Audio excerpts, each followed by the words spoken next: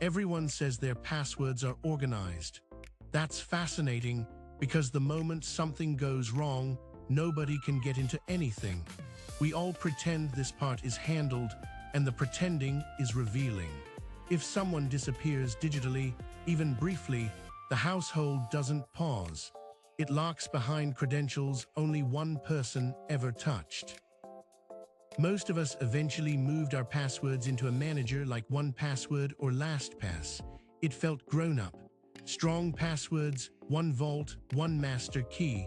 Problem solved, except it solved the wrong problem. It kept strangers out, while quietly locking out spouses, kids, and executors who might need access. The realization arrives sideways. A bill only one person pays. A document only one person downloaded. A subscription that renews whether anyone can log in or not. It's the digital version of leaving with the only set of keys. No drama, just structure assuming you'll always be present. In the physical world, this was solved long ago. You leave a spare key with someone you trust. Not for daily use, not because trouble is expected, but because adults plan for absence. Digital life skipped that step and went straight to maximum security without continuity. That's where emergency access comes in, not as anxiety management, but as a correction. A way to hand over keys without dumping everything on the table. Both 1Password and LastPass built systems that accept an uncomfortable truth. Eventually, you might not be available to type the password yourself. The question isn't whether password managers are good. They are. The question is how they let go responsibly, how access happens without surprise, guessing, or sticky notes that defeat the point. That's the system being decoded here, not fear, not preparation theater, just continuity. Emergency access isn't a hack or a backdoor. It's a controlled transfer with rules, timing, and a record. You choose a person. You choose the waiting period. If access is requested, the process is logged and visible, reversible until the timer expires, without shared passwords floating around. Once emergency access is set, the system operates in an unromantic way. You designate a trusted contact. They don't get instant access. They get the ability to ask. When they do, the clock starts, and the system follows the instructions you already set, without improvisation. In 1Password, you pick the delay, days or weeks. During that time, you're notified. If everything's fine, you deny the request and nothing changes. If you don't respond, the system assumes absence, not intent, and grants access when the timer ends.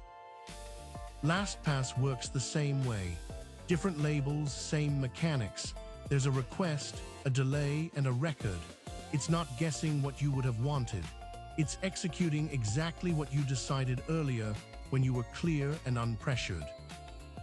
The critical detail is scope and traceability. You're not emailing passwords or exporting vaults. Access happens inside the system, enforcing security. Everything is logged. That record keeps trust clean during already stressful moments, removing doubts about timing or quiet copying. What this really changes is posture. Password managers shift from personal tools to household infrastructure.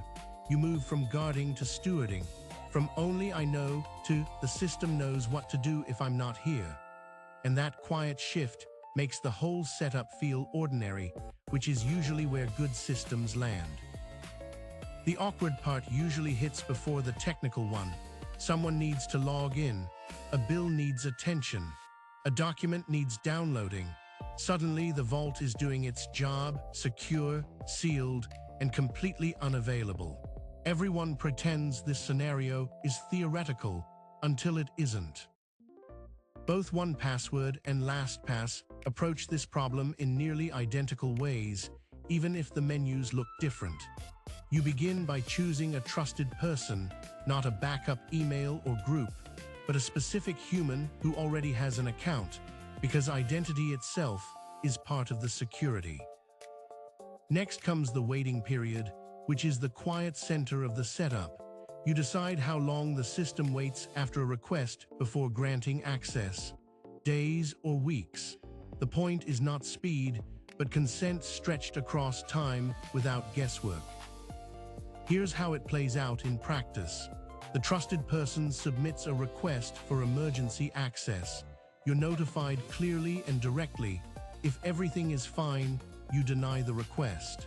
No access changes, no data moves, and the process ends cleanly. If you don't respond, the system doesn't escalate or improvise. It waits.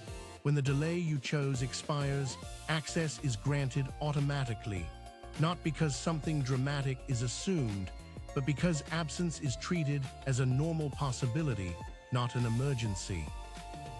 In 1Password, this setup is very explicit. You can see the contact, the delay, and the current status at any time. LastPass uses different labels, but the mechanics remain identical. Request, delay, grant, record. Neither platform guesses or adapts on its own. The record keeping is easy to miss and hard to overstate. Every step is logged. When the request was made, approved, denied, or granted, and by which account. In stressful moments, that clarity prevents suspicion and keeps timelines clean. Scope matters just as much. You aren't emailing passwords or exporting spreadsheets. Access happens inside the vault, enforcing security rules. The trusted person signs in as themselves, and only what you agreed to share becomes available inside the system. You can revoke or adjust emergency access at any time, change the contact, extend the delay, turn it off entirely. Running a dry test is encouraged. Submit a request, deny it, and watch the system behave without consequences. There's no drama baked into this design. No whispered master passwords, no secret handoffs, just a process built on the idea that adults plan for absence and that digital systems should support continuity without requiring improvisation.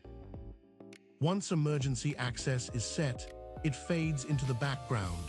That invisibility is intentional. Like a spare key, its value is measured by how rarely it comes up and how uninteresting it is when it does appear. When a system becomes ordinary, it's usually working. Emergency access doesn't change security. It changes posture, from guarding to stewarding, from only one person knowing to the system knowing what to do calmly when needed. The world didn't suddenly become unreasonable. That's the useful place to start. We didn't miss a warning meeting where everything went digital overnight. What actually happened is quieter. The systems around us kept updating, and at some point, we stopped checking whether our habits still matched how things now work. Everyone assumes their digital life will sort itself out if needed. The assumption is the interesting part. It's also the risky one. We trust that access will be there when required, even though most of it depends on one person remembering passwords, devices, and procedures that were never designed to be shared gracefully. Emergency access sits right in that gap, not as a crisis tool and not as a statement about expecting the worst, more like a small correction to how identity works now. It accepts that absence happens without turning that fact into drama or prediction. We already accept that bills autopay, documents live in the cloud, and calendars sync without us touching them. Passwords were the outlier. They stayed personal long after everything else became shared infrastructure, which quietly created friction nobody noticed until access was suddenly needed and unavailable. What changes when you acknowledge that is subtle but real? Password managers stop being private bunkers and start behaving like filing cabinets with rules, still locked, still controlled, but designed with the understanding that life doesn't always run on one person being available at exactly the right moment. This is where it helps to get very plain about what actually matters. Not everything needs to be shared, most things don't, but a short list usually emerges quickly once you look. Financial accounts, utilities, tax documents, insurance portals, the logins that quietly keep everything else moving. Naming those inside the system you already use does more than another stack of printed instructions ever will. It keeps access current, searchable, and governed by rules instead of memory. The system does the remembering, which is usually where these plans fail when they're informal. The mechanics are already covered. You pick a trusted person, you set the delay, you let the system handle timing and record keeping. What's left is posture. Instead of guarding information indefinitely, you're stewarding access with conditions which most adults recognize immediately. It also takes pressure off conversations that never quite find the right moment. You don't have to explain everything or rehearse scenarios. The setup itself becomes the explanation. If access is needed, the process exists. If it isn't, nothing changes, and that's fine. There's a small but meaningful social effect here too. Emergency access acknowledges that digital identity is now part of shared life, not a private hobby.